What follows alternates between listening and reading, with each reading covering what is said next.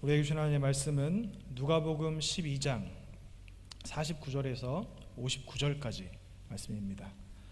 누가복음 12장 49절에서 59절까지 말씀입니다.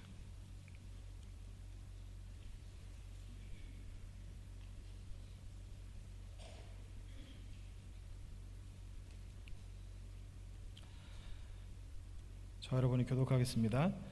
내가 불을 땅에 던지러 왔노니 이 불이 이미 붙었으면 내가 무엇을 원하리요?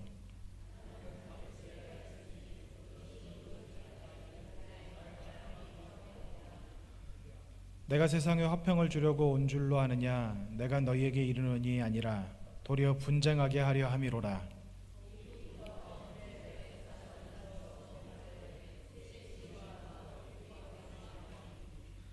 아버지가 아들과 아들이 아버지와 어머니가 딸과 딸이 어머니와 시어머니가 며느리와 며느리가 시어머니와 분쟁하리라 하시니라.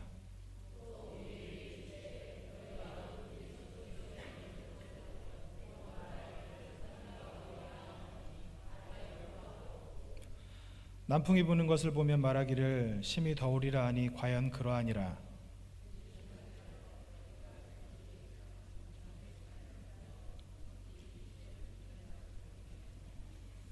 성경책으로 보시겠습니다. 59절까지입니다. 외식하는 자여, 너희가 천지의 기상은 분간할 줄 알면서 어찌 이 시대는 분간하지 못하느냐? 또 어찌하여 옳은 것을 스스로 판단하지 아니하느냐? 내가 너를 고발하는 자와 함께 법관에게 갈 때 길에서 화해하기를 힘쓰라. 그가 너를 재판장에게 끌어가고 재판장이 너를 옥졸에게 넘겨주어 옥졸이 옥에 가둘까 염려하노라. 함께 봅니다. 내게 이르노니 한 푼이라도 남김이 없이 갚지 아니하고서는 결코 거기서 나오지 못하리라 하시니라. 아멘. 성경에는 이해하기 어려운 구절들이 참 많습니다. 앞에선 이렇게 이야기하는데 뒤에선 또 저렇게 이야기하고, 앞에선 또 저거라 그러는데 뒤에선 또 아니라 그러고, 그래서 우리가 헷갈릴 때가 참 많이 있죠. 오늘 우리가 읽은 이 말씀, 누가복음 12장 49절에서 59절까지의 말씀은 대표적으로 우리를 헷갈리게 하는 말씀 중에 한 군데라고 할 수 있습니다. 49절부터 53절까지는 예수님께서 우리에게 분쟁을 하게 하신다고 말씀하셨는데, 또 54절부터 59절까지는 또 화목해야 된다고 그렇게 말씀을 하시는 거예요. 가족하고도 분쟁을 하게 된다고 하셨는데 또 빚진 자에게는 화목해야 된다. 그래서 이 구절에 대한 해석이 굉장히 분분합니다. 여러분은 어떻게 생각하시는지 잘 모르겠어요.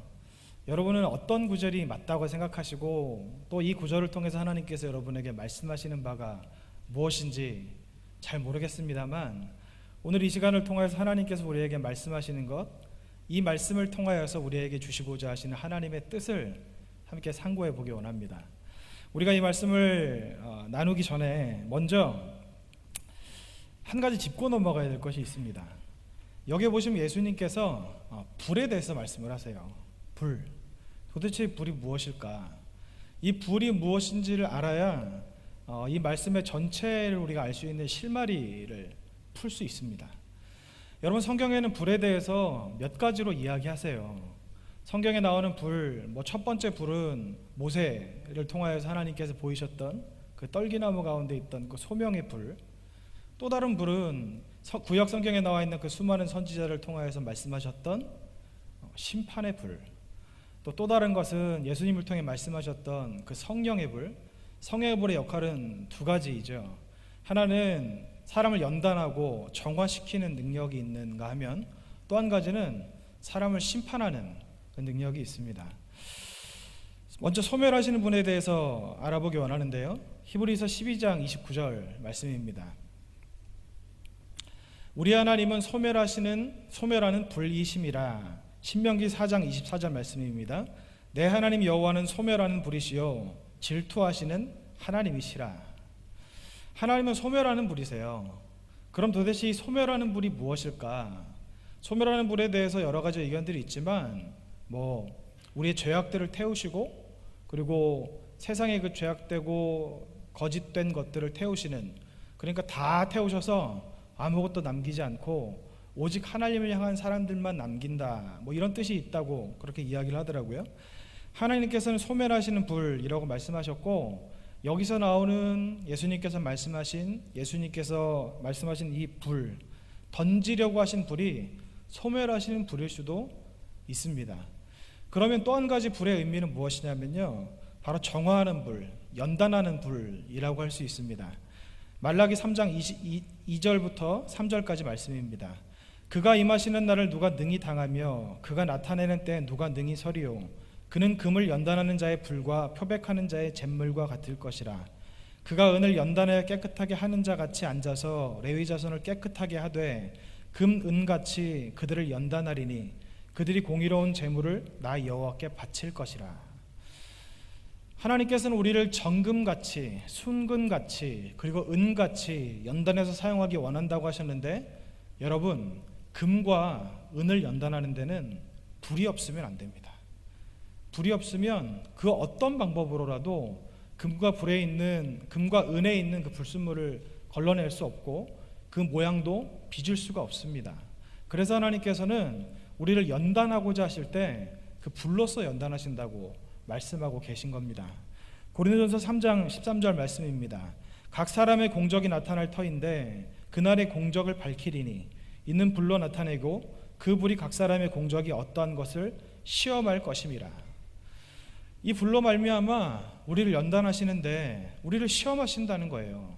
우리가 하나님 앞에 신앙생활하며 쌓아놓은 것들이 진짜인지 가짜인지, 볏집으로 지었는지 아니면 타지 않는 돌로 세워져 있는지, 그것을 시험하시기 위한 불이라고 말씀하고 있습니다. 세 번째, 성경에서 말씀하시는 그 불의 의미로는 심판하시는 불이 있습니다. 마태복음 3장 10절 말씀입니다. 이미 도끼가 나무 뿌리에 놓였으니 좋은 열매를 맺지 아니하는 나무마다 찍혀 불에 던져지리라. 마태복음 18절 9절 말씀입니다. 만일 내 눈이 너를 범죄하게 하거든 빼어내버리라. 한 눈으로 영생에 들어가는 것이 두 눈을 가지고 지옥불에 던져지는 것보다 나으니라. 불은 이렇게 여러 가지 의미가 있어요. 그러면 예수님께서 땅에 불을 던지러 오셨다고 말씀하시는 불은 어떤 것이라고 여러분 생각하십니까? 예수님이 심판의 주로 오신다고 하셨으니까 그 불을 땅에 던져서 사람들을 심판하시려고 하신다. 세상이 악하고 더러운 바리새인과 서기관들 같은 외식하는 자들이 많으니까 예수님이 불을 던지셔서 그들을 심판하실 것이다, 이렇게 해석하는 학자들도 있는데, 문맥을 보면요, 예수님이 이 불을 던지는 것에 대해서 굉장히 바라고 계세요. 예수님이 바란다는 것은 우리가 알고 있는 하나님과 예수님의 성품에 빗대어 볼 때 우리를 사랑하시는 하나님, 우리를 사랑하시는 예수님, 은혜의 하나님, 은혜의 예수님께서 우리의 심판을 기다리실 리는 없습니다. 에스겔서에 그렇게 나와 있죠. 하나님은 죽을 자가 죽는 것조차 기뻐하지 않으신다고 그렇게 말씀하지 않으셨습니까? 마찬가지로요, 예수님께서 여기에서 말씀하시는 땅에 불을 던지겠다고 말씀하신 그 불은 우리를 심판하시는 불이라고 하기보다는 성령의 불, 우리를 정화하고 우리를 연단하는 불이라고 할 수 있습니다. 그런데 예수님께서 땅에 던지고자 하시는 이 불로 인해서 분쟁이 일어난다고 말씀하고 있습니다. 이 분쟁이라는 것이 무엇이냐? 단순히 사람들과의 다툼, 이 범위를 넘어선 겁니다. 뭐냐 하면요, 성경에 나와 있는 것 같이 뭐라고 말씀하고 계십니까? 아버지가 아들과 아들이 아버지와 어머니가 딸과 딸이 어머니와 시어머니가 며느리와 며느리가 시어머니와 분쟁하리라, 이렇게 말씀하고 계시지 않습니까? 이건 뭐냐면요, 한마디로 말씀드리면 가족들 간에 불화가 생기게 될 거라는 겁니다. 신천지에서는 이 구절을 굉장히 못되게 사용해요. 여러분 신천지 알고 계시죠? 신천지에 빠지면 그 가족이 파탄 나거든요. 아마 다들 알고 계실 거예요. 제가 알고 있는 목사님 한 분도요, 그 사모님이 신천지였던 거예요. 원래는 아니었는데 나중에 신천지가 돼서 어린 딸이 있었는데요, 뭐라 그러냐면 이제 그 목사님이 그러신 거예요. 이제 애 이름을 이야기하면서 네가 낳은 애 이름을 얘기하면서 얘도 있고, 그리고 네가 지금까지 정통 교회에서 신앙생활 했는데 잘못된 것에 빠졌으니까 얼른 회개하고 돌이켜라. 이렇게 했는데 그분이 어떻게 했는지 아세요? 그 딸 버리고 갔어요. 그래서 그 목사님은 이혼할 수밖에 없는 상황이 된 거예요. 여러분, 신천지가 성경적인 의미에서 사람들을 어떤 구원받지 못하게 하는 아주 악한 집단인데, 이것뿐만 아니라 사회적으로도 신천지는 악입니다.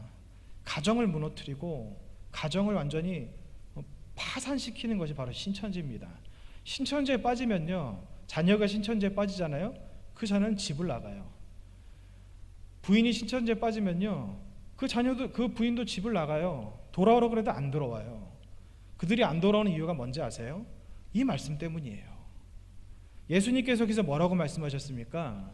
너희가 정말, 이 뜻이 그거라는 거예요. 너희가 정말 나를 제대로 믿으면 가족 사이에 불화가 생기는 것이 당연하다.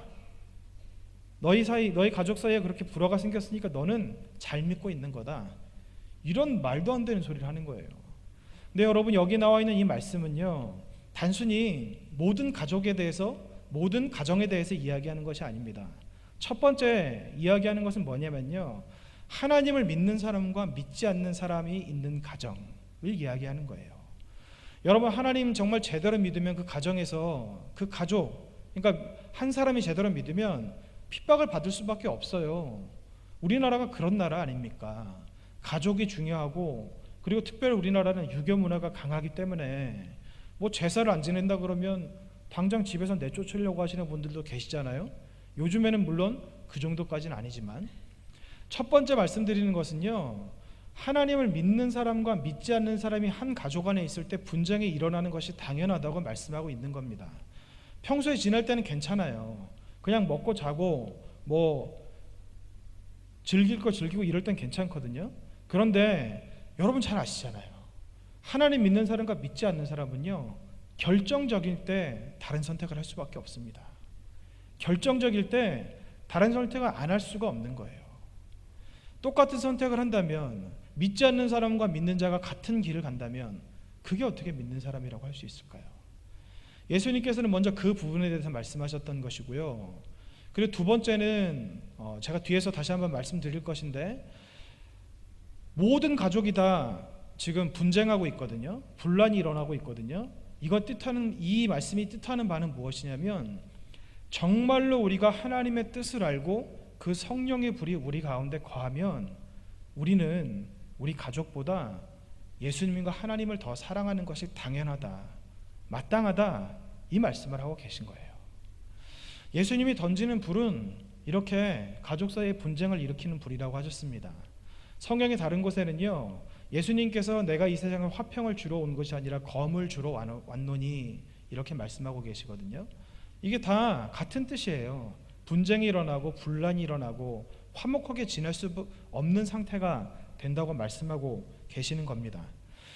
불을 통해서 어떻게 그럼 이렇게 될까요? 왜 불을 통해서 사람이 이렇게 될까요? 여러분, 우리가 정말로 하나님을 믿고 성령이 우리 안에 거하신다면, 여러분, 우리는 어떻게 됩니까? 하나님 안에 거듭나잖아요. 성령으로 거듭나는 것 아닙니까? 이전에 자연인으로 살던 나의 옛자는 죽고 보라, 이전 것은 지났으니 새 것이 되었도다. 우리가 새 부대, 새 포도주가 되었다고 말씀하시는 것이 정말 거듭난 신앙인의 상태라고 말씀하고 계신 겁니다. 우리가 정말로 하나님을 제대로 알고 정말로 하나님을 제대로 믿고 있다면 우리 안에 성령이 거하셔야 되는 거예요. 성령의 불이 우리 안에 계셔야 되는 겁니다. 마태복음 10장 34절에서 37절까지 말씀입니다. 내가 세상에 화평을 주러 온 줄 생각하지 말라. 화평이 아니여 검을 주러 왔노라. 내가 온 것은 그 사람이 그 아버지와 딸이 어머니와 며느리가 시어머니와 불화하게 하려 함이니 사람의 원수가 자기 집안 식구리라. 아버지나 어머니를 나보다 더 사랑하는 자는 내게 합당하지 아니하고 아들이나 딸을 나보다 더 사랑하는 자도 내게 합당하지 아니하며. 이 37절 말씀, 아버지랑 어머니를 나보다 더 사랑하는 자는 내게 합당하지 아니하고 아들이나 딸을 나보다 더 사랑하는 자도 내게 합당하지 아니하며, 이게 정상적인 사람은 할 수 없는 일이잖아요. 하나님이 우리에게 하나님의 사랑을 부어주셨고, 특별히 부모님들에게 하나님이 우리를 사랑하시는 그 마음을 모성애와 부성애라는 것으로 부어주셔서 그 자녀를 위해서 부모님들이 목숨을 버리는 것조차 아깝다고 생각하지 않고 당연한 본능이라고 생각하는 것이 우리의 모습 아닙니까? 그런데 인간의 이 본성을 거스러야 된다는 거예요. 인간의 이 본성을 거스르지 않으면 안 된다고 말씀하고 계시는 겁니다. 정상적인 사람이라면 불가능하죠. 정상적인 사고를 가진 사람이라면 불가능하죠. 여러분 만약 이 말씀을요, 여러분 가족 중에 믿지 않는 가족에게 한번 이야기해 주셔 보십시오. 뭐라고 반응할까요? 교회 나가지 말라고 할 겁니다. 당연히. 너무 빠지지 말라 그럴 겁니다. 적당히 신앙생활하라고 할 거예요.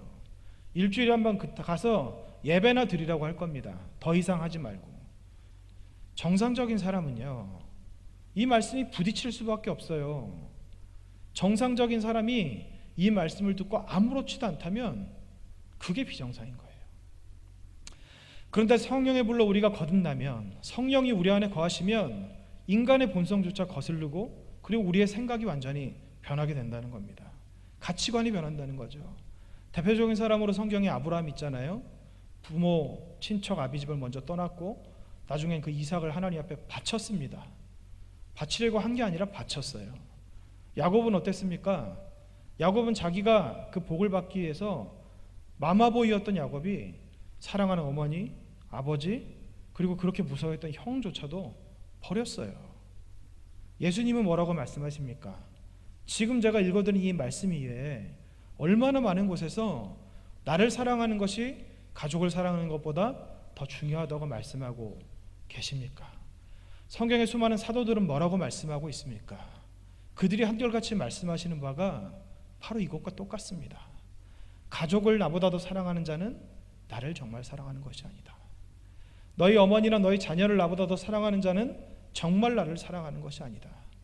이것은 여러분, 사랑의 우선순위를 이야기하는 것이 아닙니다. 하나님은요, 우리에게 우선순위를 말씀하신 적이 없어요.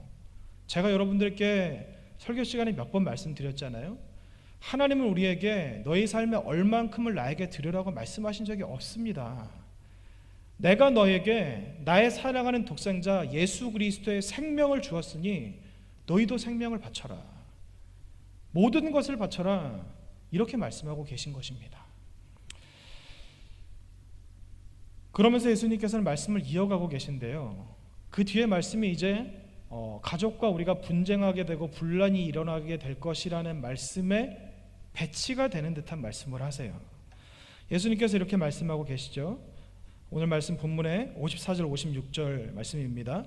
또 무리에게 이르시되 너희가 구름이 서쪽에서 이는 것을 보면 곧 말하기를 소나기가 오리라 하나니 과연 그러하고 남풍이 부는 것을 보면 말하기를 심히 더우리라 하나니 과연 그러하니라.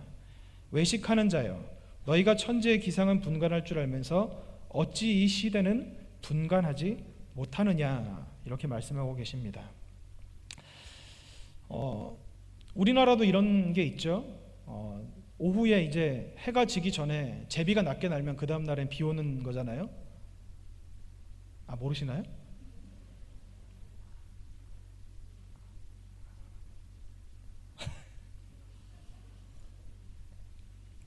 제가 좋은 걸 알려드리는 겁니다. 제비가요 해질녘이 돼서 낮게 날면 그 다음 날엔 비가 옵니다. 아, 진짜 모르셨어요? 예. 이스라엘도 마찬가지였어요. 이스라엘에서 서쪽에 구름이 일면, 서쪽에서 구름이 일면 소나기가 온다 그러고, 남풍이 불어오면, 남쪽에서 바람이 이렇게 불어 올라오면 그날은 아주 덥겠다, 이렇게 이야기했다고 합니다. 이게 뭔가요? 서쪽에서 구름이 이는 것과 남쪽에서 바람이 불어오는 징조를 통하여서 그 다음날의 날씨를 예측할 수 있다는 것이죠. 예수님께서는 사람들에게 그렇게 말씀을 하신 거예요. 너희가 내일 어떻게 날씨가 될지 미리 가보지 않고도 내일 날씨를 알 수 있는 것은 서쪽에 이는 구름과 남쪽에서 불어오는 바람을 통해서 아는 것이 아니냐. 그런데 너희가 그렇게 눈으로 보이는 그런 것들을 쉽게 알면서도 왜 하나님께서 정하신 이때 왜 이 시대가 어떤지에 대해서는 전혀 분별하지 못하느냐, 이렇게 말씀을 하고 계신 겁니다. 이 말씀은 여러분 천국이 가까운 것을 말씀하고 계신 것이죠. 이 시대, 예수님이 말씀하시는 그 시대는요, 회개해야 되는 시대, 천국이 가까운 시대, 임박한 때, 주님이 다시 오실 그날이 곧 온다고 하신 그때, 심판의 때, 그것을 말씀하고 계시는 겁니다. 여기 이 말씀을 보면서 우리가 또 한 가지 알아야 될 것은 뭐냐면요, 58절에 내가 너를 고발하는 자와 함께 법관에게 갈 때라고 시작이 되는데, 여기서 고발하는 자가 누군지에 대해서도 우리가 알아야 정말 예수님께서 우리에게 말씀하시고자 하시는 바가 무엇인지를 알 수 있습니다. 고발하는 자는 누굴까요? 어떤 성경학자는 이 구절에 대해서 이렇게 해석을 했더라고요. 이 예수님이 말씀하시는 고발하는 자는 49절에 말씀하신 불을 던지러 오신 그 예수님, 그러니까 이 예수님께서 던지려고 하신 그 불이 심판의 불이라고 해석을 한 거예요. 그래서 이 불을 던지려고 오신 예수님이 바로 고발하는 자다, 이렇게 말씀을 하고 계십니다. 그 해석이 뭐 완전히 틀렸다고는 할 수 없어요. 왜냐하면 예수님께서 나중에 심판의 주로 다시 오실 그때 우리를 양과 염소 중에서 구별하여 하나님께서 구원하실 그들을 구별해가지고 그 신부들을 취하시고, 그리고 신부가 아닌 자들을 땅에 버려두시겠다고 말씀하신 것이 있는 것 보면 꼭 고발하는 것이 꼭 틀린 것이 아닌 거라고 생각할 수도 있지만, 여러분 예수님은 우리가 알고 계시다시피 어떤 분이십니까? 예수님은 중재자세요. 성령이 우리의 중재자이신 것 같이 예수님은 지금 보좌 우편에서 우리를 위해서 기도하시는 분이십니다. 그 심판의 때가 임박했는데 하나님께서는 하루라도 빨리 이 악한 것들을 이 세상에서 몰아내시고 하나님께서 택하신 그 백성들로 새하늘과 새 땅을 만드셔서 정말 하나님이 왕이 되시는 그 나라, 이 나라를 이 땅에 이루시기 원하시는데 예수님께서 계속해서 그것을 늦추고 계시는 겁니다.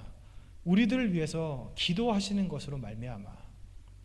예수님은 우리를 고발하시는 분이 아닙니다. 요한복음 5장 45절에 이렇게 나와 있습니다. 내가 너희를 아버지께 고발할까 생각하지 말라. 너희를 고발하는 이가 있으니 곧 너희가 바라는 자 모세니라. 이 말씀을 좀 어떻게 들으면 헷갈릴 수도 있어요. 뭐 어떤 성경학자는 또 이걸 이렇게 해석하더라고요. 모세가 구약시대의 율법을 대표하는 사람이기 때문에 예수님이 그 사람들을 고발하지는 않으시지만 그들이 지키는 그 율법으로 말미암아 율법이 그들의 올무가 되어 그들이 스스로 올무에 걸려 덫에 걸려 하나님 앞에 심판받을 수밖에 없게 된다, 이렇게 해석하는 학자도 있습니다. 그러나 사실 이 모세의 율법 그리고 모세가 고발한다고 하는 것은 좀 다른 의미가 있습니다. 요한계시록 6장 10절 말씀입니다. 큰 소리로 불러 이르되 거룩하고 참되신 대주제여, 땅에 거하는 자들을 심판하여 우리 피를 갚아주지 아니하시기를 어느 때까지 하시려 하나이까 하니. 요한계시록 6장과 7장에는 궁극적인 구원을 받은 하나님 나라의 백성들이 나오는데, 거기에서 특별히 여기 나오는 이 말씀은 어떤 말씀이냐면요, 순교자들이 하나님께 탄원하는 내용입니다. 순교자들의 탄원입니다. 우리가 순교를 당했습니다. 왜? 하나님의 복음을 전하다가. 우리가 아버지 하나님의 복음을 전하다가 순교를 당했고, 그래서 주님 곁으로 이렇게 왔는데, 하나님, 우리가 죽음을 맞이할 때 그 핏값에 대해서 왜 아직까지로 책임을 묻지 않으십니까? 하루빨리 이 땅 가운데 심판을 행하시옵소서. 우리의 억울함을 하나님께서 아시고 풀어주시옵소서. 이 말씀을 하는 것이 바로 이 내용이거든요. 모세는 물론 순교를 당한 사람은 아닙니다. 그러나 여기서 말하는 순교자들의 탄원의 내용을 가만히 읽어보면요, 단순히 이 땅에서 심판이 아니라 그 순교를 당해서 피를 흘린 사람들만을 이야기하는 것이 아니라 이 땅에 하나님의 선지자로 왔던 사람들, 하나님의 사람들이 했던 역할이 무엇입니까? 아버지의 복음을 전했죠. 그 복음을 전하는 것으로 말미암아 사람들에게 핍박당했죠. 그 사람들을 대표하는 것이라고 할 수 있습니다. 성경에 나와 있는, 그러면 예수님께서 말씀하시는 고발하는 자, 이 고발하는 자는 예수님으로 보기에는 좀 무리가 있고 하늘에 있는 그 성도들이라고 볼 수 있는데, 그럼 여기서 생기는 문제가 있어요. 그게 뭐냐면요, 하늘에 있는 성도들과 예수님 말씀하신 게 뭐죠? 화해하라고 말씀하시잖아요. 그들과 우리가 화해를 해야 되나? 우리가 화해할 수 있는 관계인가요? 이상해지죠. 제가 이 구절에 대해서 제가 아는 모든 주석을 다 찾아봤는데 나와 있질 않아요. 그 하나님 앞에 여쭤봤는데 대답을 안 하시더라고요. 근데 한 가지 분명한 것은 뭐냐면요, 이 고발하는 자들이 누구인지에 대해서 정확히 알 수는 없지만 고발하는 자들이 어떤 사람인지는 알 수 있습니다. 이게 무슨 말씀이냐면요, 고발하는 자는요, 우리가 빚을 진, 우리의 빚을 탕감해 줄 수 있는, 우리가 신세진 사람이라는 겁니다. 분명한 것은 뭐냐면 고발한다는 것은 곧 심판을 받게 된다는 거예요. 58절 말씀에 나와 있는 59절 말씀에 나와 있는 내용을 보면요, 우리가 빚진 자 때문에 재판관 앞에 가서 재판을 받게 될 텐데 그때 여러분 어떻게 된다고 나옵니까? 재판장이 너를 옥졸에게 넘겨주어 옥졸이 옥에 가둘까 염려하라, 이렇게 말씀하고 있는데요, 여기서 말씀하시는 옥졸이 옥졸에 가둔다는 것은 무엇이냐면 다른 곳에 성경에 나와 있는 것을 가만히 빗대어 보면 이렇게 해석할 수 있습니다. 여기서 말씀하시는 재판장은 하나님, 옥졸은 천사, 그리고 옥에 가둔다는 것은 지옥에 떨어진다는 겁니다. 다르게 말씀드리면 우리가 하나님 앞에 심판대에 섰을 때 하나님께서 우리를 심판, 그 지옥의 불에 던지신다는 말씀입니다. 여기서 우리가 알 수 있는 것은 몇 가지가 있는데요, 두 가지가 있습니다. 뭐냐면 하나는 우리 모두가 누군가에게 큰 빚을 졌는데 그 빚은 우리가 해결할 수 없는 아주 큰 빚이라는 것이고, 또 한 가지는 이 빚을 탕감받을 수 있는 기회가 많이 남지 않았다는 겁니다. 탕감받을 수 있는 기한이 얼마 남지 않았다는 것을 우리가 58절을 통해서 알 수 있습니다. 여기서 말씀하시는 빚은 오직 은혜로만 탕감받을 수 있고, 예수 그리스도의 보혈, 그 보혈을 주신 그 은혜로만 탕감받을 수 있고, 감옥은 다시 한번 말씀드리지만 지옥입니다. 심판 이후에 더 이상 돌이킬 수 없는 상태가 된 그것이 바로 감옥이라는 겁니다. 그러면 그들이 분별하지 못한다는 것은 무엇이냐? 자기가 죄인이라는 것을 알지 못한다는 거예요. 그래서 그들이 회개하지 않은 상태라는 것을 예수님께서 말씀하고 계시는 겁니다. 이게 무슨 말씀이냐면요, 우리가 하나님을 정말로 사랑하면, 우리가 정말 하나님의 은혜를 알고 하나님의 사랑을 알고 하나님의 뜻을 알면 우리는 우리가 죄인이라는 사실을 잊을 수가 없어요. 분명 성경에서는 예수 그리스도의 보혈, 그 예수 그리스도의 보혈로 말미암아 우리가 성소에 들어갈 담력을 얻게 되었다고 말씀하셨고, 하나님의 자녀간 우리들을 의인이라고 칭하신다고 하시고, 예수님께서 우리를 형제라고 부르시기에 부끄러워하지 않는다고 하셨지만, 분명한 것은 아무리 그래도 우리는 죄인이라는 겁니다. 주님 곁으로 가는 그날, 궁극적인 구원을 받은 그때에야 비로소 우리가 죄인의 자리에서 벗어날 수 있는 것이고요, 그 전까지는 우리는 죄인이에요. 죄인이 해야 될 건 뭔가요? 회개죠. 날마다 회개하는 겁니다. 매일마다 회개하는 겁니다. 근데 여러분, 회개가 그렇게 매일마다 되시던가요?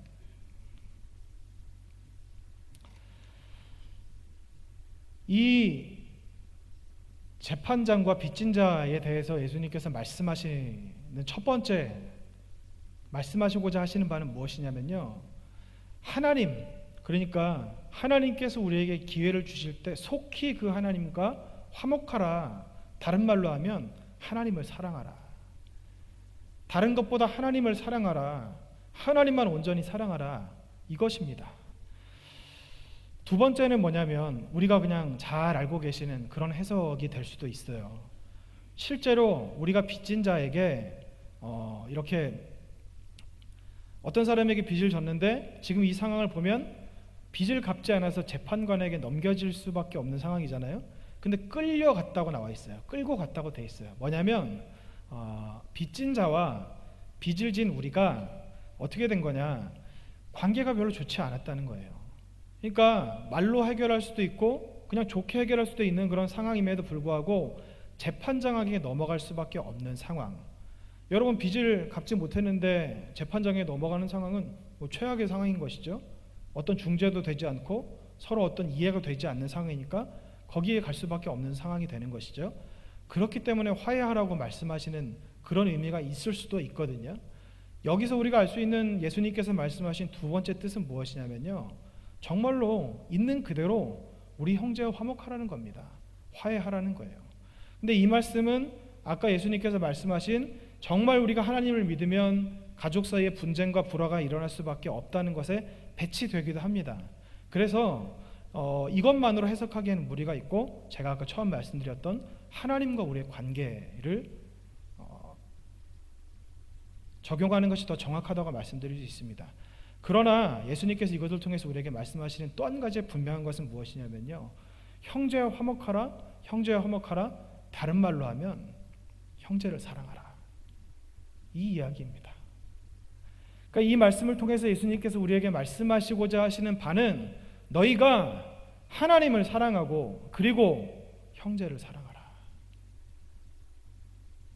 그런데 서기관과 바리새인들, 그 외식하는 자들은 하나님을 사랑하지 않았어요. 그리고 형제를 사랑하지 않았습니다. 왜? 그들이 외식하는 자였기 때문에. 스스로 판단하지 못해서가 아니라 외식하는 자라서 그렇게 된 것이거든요. 이 부분에 대해서 박윤선 박사님은 이렇게 말씀하셨습니다. 내가 너를 고소할 자와 함께 법관에 갈 때 이 부분을 회개하지 않으면 안 될 인간들은 고소당한 죄인과 같다.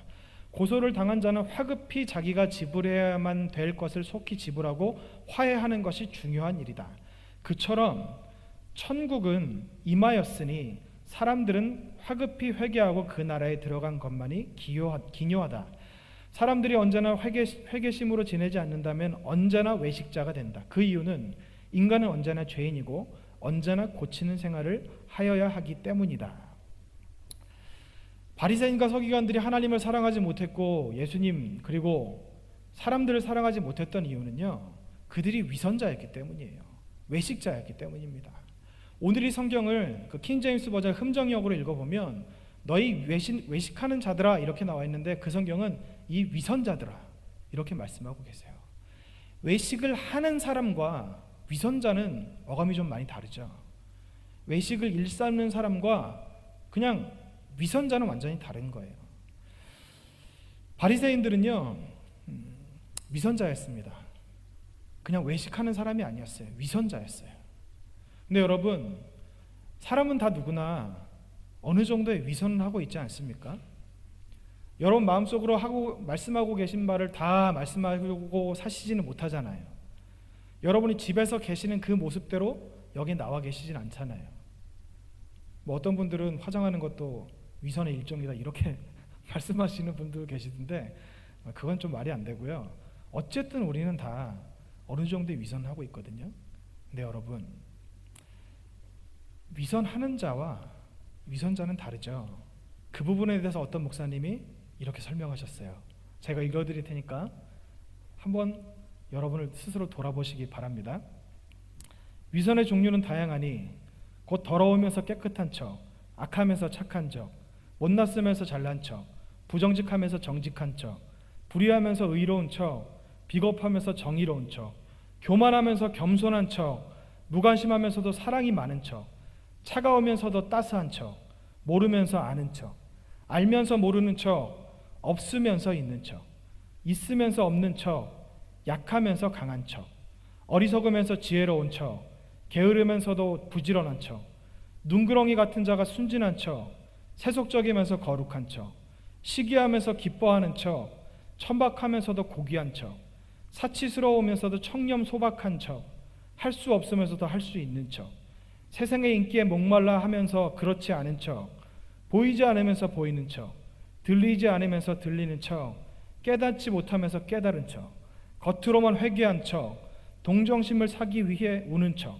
죄를 끊지 않았으면서도 죄와 상관없는 척, 믿지 않으면서도 믿는 척하고, 힘들면서 아무렇지도 않은 척, 영적으로 병들었으면서도 건강한 척, 무능력하면서 능력 있는 척, 슬프면서 기쁜 척, 초조하면서도 여유가 있는 척, 탐욕이 가득하면서 욕심이 없는 척, 원하면서 원치 않는 척, 비우지 않았으면서 비운 척, 내려놓지 않았으면서 내려놓은 척, 이기적이면서 이타적인 척, 상황이 최악이면서도 별 문제가 없는 척하는 것이다. 이렇게 말씀하시면서 특히 가장 위험한 상태는 죄가 가득하면서도 스스로 의인인 척하는 것이니 죄 없다 하는 자, 회개할 것이 없다, 다 지켰다, 마귀의 종로로 탄 적이 없다, 하나님의 것을 도적질한 적이 없다, 하나님을 업신 여긴 적이 없다, 하나님을 떠난 적이 없다고 하는 자들은 예수님께서 그 자들을 어찌해 볼 도리가 없나니 이는 행한 대로 갚으시는 하나님의 법 때문이다. 예수님이 외식하는 자들, 위선자들에 대해서 독사의 자식들아, 좀 더 세게 독사의 새끼들아라고 말씀하셨던 이유가 뭔지 아세요? 위선자들은요, 자기를 속이고 다른 사람을 속이고, 이게 가장 중요합니다. 하나님을 속였기 때문이에요. 어떻게 감히 하나님을 속인다고 생각할 수 있을까요? 어떻게 감히 불꽃 같은 눈동자로 우리의 마음을 깨뜨려 보고 계신 그 하나님을 속일 수 있다고 생각할까요? 얼마나 가증한 일입니까? 얼마나 하나님이 보실 때 분노하시고 역겨워하실 만한 그런 상황입니까? 여러분, 위선이라고 하는 것이 단순히 서기관들과 바리새인들이 그 모든 것에서 외식했다는 것을 말하는 것이 아닙니다. 여러분, 제가 어떤 고대 문헌을 찾아보니까 우리가 성경에 볼 때 서기관들과 바리새인들은 못된 사람들이죠. 악한 사람들이죠. 위선자였죠. 외식하는 자였죠. 근데 여러분, 그거 아세요? 그 당시에 이스라엘 사람들은요, 서기관들과 바리새인들과 제사장들과 장로들을 굉장히 존경했습니다. 왜 존경했을까요? 그들이 하는 그 모든 행동들이 일반 사람들은 할 수 없는 수준이었던 거예요. 일주일에 2번씩 금식하고 11조하고 헌금을 빠짐없이 드리고 기도 시간을 지키면서 하루에 3번씩 기도하고 율법을 지키는 것이 쉽습니까? 그 일을 하는 것 자체가 굉장히 어려운 일이라는 거예요. 그래서 그들이 백성에게 존경을 받았던 겁니다. 예수님께서 십자가에 못 박혀 죽으시던 그 재판을 당하시던 그때 여러분, 어떤 일이 있었습니까? 백성들이 예수님을 구름대같이 쫓았어요. 여러분 한번 보세요. 여러분이 존경하는 사람이 있고, 그리고 예수님 같이 말씀만 하시면 죽은 자를 살리시고 병자를 고치시고 무리를 걸으시고 폭풍을 잠잠하게 하시는 분이 여러분 눈앞에 있다고 한번 해볼까요? 여러분, 누구의 말을 따르겠습니까? 여러분, 누구의 뜻을 더 따르시겠어요? 당연히 기적을 일으키는 사람을 따라야 되는 게 정상 아닙니까? 근데 백성들이 누굴 따랐습니까? 서기관을 따랐어요. 제사장을 따랐어요. 장로들을 따랐어요. 바리새인을 따랐어요. 그 이유가 무엇인지 아십니까? 하나님께서 그들의 눈을 가리신 것도 있지만 그만큼 그들이 백성들 앞에 신망이 두터웠다는 이야기예요. 기적을 일으키시는 눈으로 설명이 안 되는, 생각으로도 어떠한 말로도 설명이 안 되는 그분이 눈앞에 있음에도 불구하고 그분이 아니라 이 외식하는 자들을, 우리는 외식하는 자들이라고 이야기하지만 그들을 따랐던 것은요, 그 바리새인과 서기관들, 제사장과 장로들이 대단했던 사람이라는 겁니다. 예수님이 독사의 새끼라고 하니까 못된 사람들이지, 우린 그렇게 생각하지만요, 여기서 예수님께서 누구에게 말씀하셨는지 아세요? 너희 외식하는 자들아, 바리새인과 서기관들에게 말씀하지 않으셨어요. 우리에게 말씀하셨습니다. 우리에게 말씀하셨어요. 제가 아까 읽어드린 그 모든 척, 거기에서 여러분 자유로운 분이 계십니까? 사람은 다 누구나 그렇게 사는 것이다, 그렇게 이야기하기는요, 예수님께서 하신 말씀이 우리와 너무나도 많이 부딪혀요. 성경에서 선지자들을 통하여서, 사도들을 통하여서 말씀하신 그 하나님의 말씀이 우리와는 너무나도 부딪힙니다. 우리의 마음을 너무나도 불편하게 하고 우리의 마음을 너무나도 찜찜하게 해요.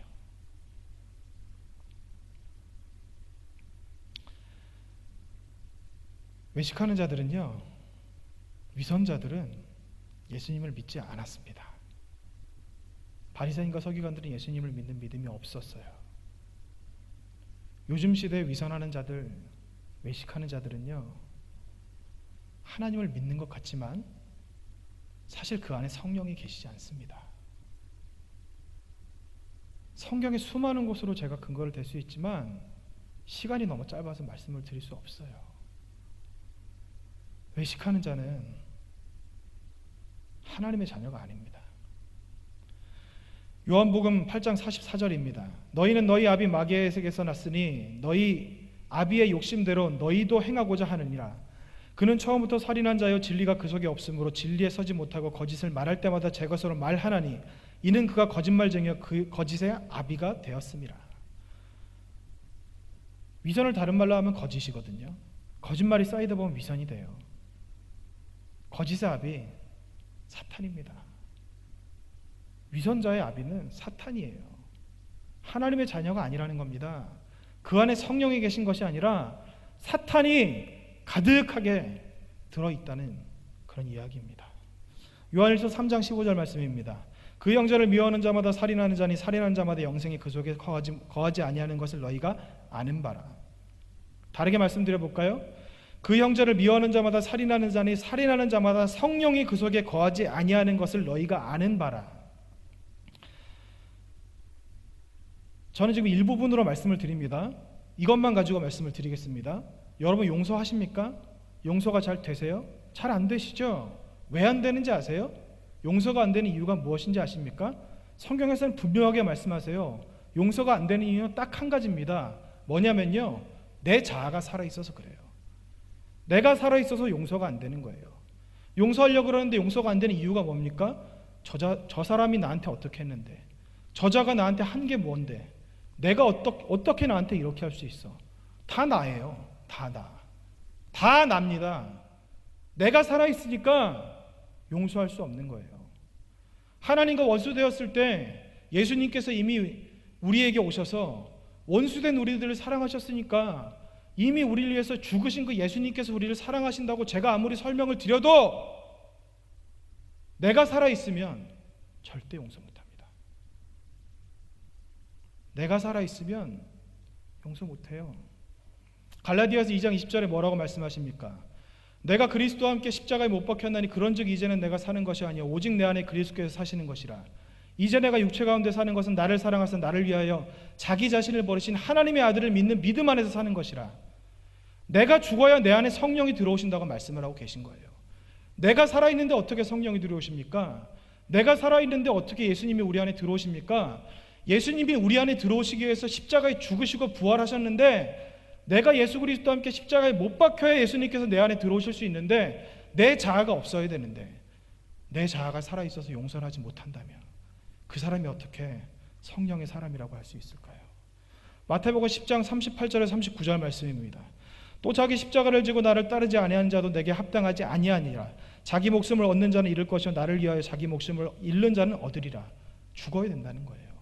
내가 죽지 않으면 절대로 안 된다는 겁니다.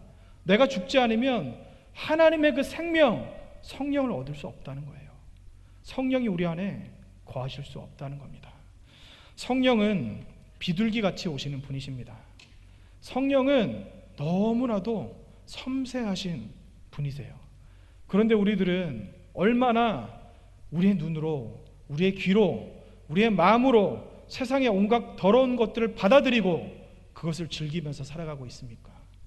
여러분, 우리가 처음 하나님 앞에 범죄하면요, 성령이 근심하세요. 성령이 우리 안에 오셨다가도, 내가 죽었다가도 우리가 하나님 앞에 범죄하면 성령이 근심하시거든요. 그런데 여기서 회개하지 않고 계속 그대로 산다면 성령이 떠나가세요. 요한계시록 2장 4절에서 5절 말씀입니다. 그러나 너를 책망할 것이 있나니 너의 처음 사랑을 버렸느니라. 그러므로 어디서 떨어졌는지 생각하고 회개하여 처음 행위를 가지라. 만일 그리하지 아니하고 회개하지 아니하면 내가 내게 가서 내 촛대를 그 자리에서 옮기리라. 무슨 말씀입니까? 성령을 거두시겠다는 거예요. 구원을 앗아가시겠다는 겁니다.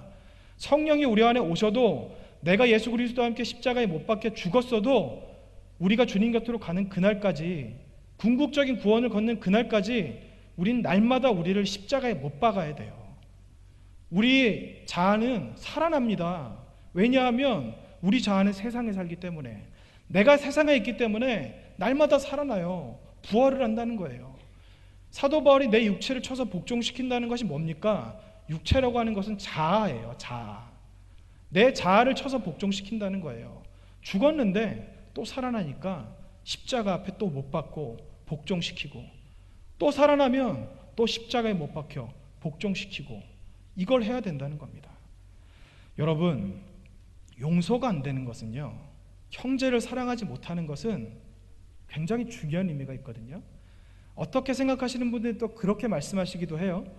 형제를 사랑하는 것이 구원의 징표이다. 좀 문제는 있습니다. 뭐냐면요, 여러분, 형제를 사랑하면 구원받습니까? 형제 사랑이 구원의 조건입니까? 그럴 수도 있고 아닐 수도 있는데요, 우리는 너무 다른 데 초점을 맡기고 있어요. 하나님께서 우리를 형제를 사랑하라고 하셨으니까 사랑해야지, 힘들지만 해야지, 힘들어도 해야지, 어쩌겠어 하라고 하셨는데 우린 이러잖아요. 근데 여러분, 그거 아세요? 형제 사랑은요, 우리 안에 성령이 계실 때 나타나는 증거입니다. 내 안에 성령이 계실 때 형제를 사랑하는 것은 결과로 나타나는 거예요. 그런데 우리는 왜 자꾸 다른 데 시선을 돌립니까? 그런데 왜 우리는 자꾸 눈으로 보이는 겉모습만 생각하고 거기에만 치중을 합니까? 하나님은 우리의 말을 보시는 분이 말을 보시는 분이 아니세요. 우리 마음의 중심을 보시는 하나님이세요. 우리가 여기서 나와서 이렇게 예배를 드리잖아요. 예배를 드리는 여러분의 모습은요, 껍데기입니다. 여러분의 마음이 어디로 향해 있는지가 여러분 진정한 예배가 된다는 거예요. 하나님은 영이시니 예배하는 자가 영과 진리로 예배할지니라. 겉모습으로 예배하는 게 아니에요. 그럴듯한 옷으로 예배하는 게 아니에요. 똑바로 앉아있는 자세로 예배 드리는 게 아니에요. 설교 시간에 집중해서 쳐다보는 게 아니에요. 우리의 영이 하나님을 바라보고 있는지, 그렇지 않은지가 정말 하나님께서 우리를 판단하시는 기준이라고 말씀하고 계시는 겁니다. 제가 여러분에게 도전하겠습니다. 형제 사랑이 안 되시는 분은요, 죄송하지만 그 안에 성령이 안 계신 거예요. 구원 못 받습니다. 확실하게 말씀드릴 수 있습니다. 그렇다면 여러분, 우리가 해야 될 것이 무엇입니까? 우리가 아무리 큰 죄를 짓고 우리가 아무리 큰 위선자라 하더라도 하나님과 화해하면, 하나님 앞에 나아가서 우리의 죄를 회개하면 그 죄를, 그 빚을 생각도 않으시고 우리에게 책임도 물으시지 않으시는 그 하나님의 사랑, 그 하나님의 은혜, 이것에 힘입어 주님 곁으로 나아가시는 저와 여러분이 되시기를 원합니다. 형제 사랑은요, 내 힘으로 하는 것이 아닙니다. 내가 죽고 성령이 우리 안에 들어오시면 되는 거예요. 그런데 내 안에 성령이 없는데 형제 사랑하려고 하세요? 여러분, 병 걸립니다. 불교에서 이야기하는 살이만 몸에 가득할 거예요. 정말 그 사람을 용서할 마음이 되지 않았는데, 그 사람을 용서할 마음이 없는데 하라고 하셨으니까 하는 것, 물론 순종하는 거기 때문에 아주 나쁜 것이라고 말씀할 수는 없지만, 여러분, 용서는요, 사랑이거든요. 용서하는 것과 사랑하는 것이 다르다고 생각하시지만 같은 겁니다. 겉으로만 사랑하고 잘 지내는 것, 근데 속으로는 용서를 안 했어요. 이게 용서입니까? 진짜 용서는, 진짜 사랑은 마음으로 하는 거예요. 영으로 하는 겁니다. 왜 자꾸 우리는 보이는 현상에 집착을 합니까? 왜 자꾸 우리는 나타나는 그 모습에만 우리의 눈이 국한되어 있습니까? 하나님이 불꽃같이 보시는 우리 마음의 폐부, 그 깊은 곳에 무엇이 있는지 왜 우리는 바라보지 못합니까? 그러니까 위선자가 되는 것이 아닙니까? 그러니까 외식을 하면서도 스스로 깨닫지 못하는 상태가 되는 것이 아닙니까? 그러나 너무 감사한 것은 아직 우리에게 기회가 있다는 것입니다. 아직 우리에게 하나님 곁으로 돌아갈 수 있는 그 기회와 시간이 남아 있다는 겁니다. 사랑하는 우리 영주교회 성도 여러분, 여러분 마음속으로 용서하지 못한 사람이 계세요? 그분은 떠올리지 마세요. 용서하지 못하는 여러분의 자아를 여러분 생각하십시오. 그리고 갈라디아서 2장 20절을 의지해서 예수 그리스도와 함께 날마다 나를 십자가에 못 박는 삶을 사시기 바랍니다. 그래야 비로소 성령이 우리 안에 거하실 수 있습니다. 하나님의 나라는 먹고 마시는 것이 아니라 성령 안에 의와 평강과 희락이라. 하나님 나라는 성령 안에 있어요. 성령이 우리 안에 계시지 않으면 우리는 천국 못 갑니다. 우리 모두가 성령이 우리 안에 충만함으로 말미암아 사랑의 사람, 용서의 사람, 하나님을 정말 전심으로 섬기는 사람이 되시기를 주님의 이름으로